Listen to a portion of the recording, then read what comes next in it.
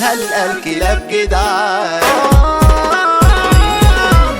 انا كلامي في اعدامي صعب عليا نفوس ضرة والحق وشوش كالحق.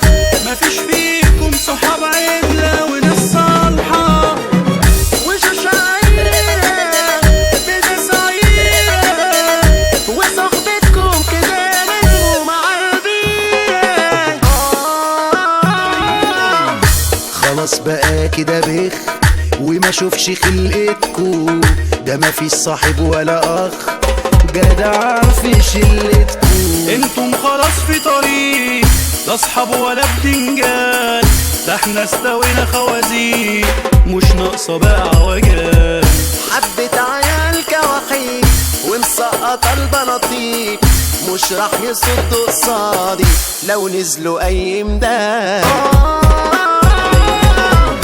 انا العقرب هتتكسر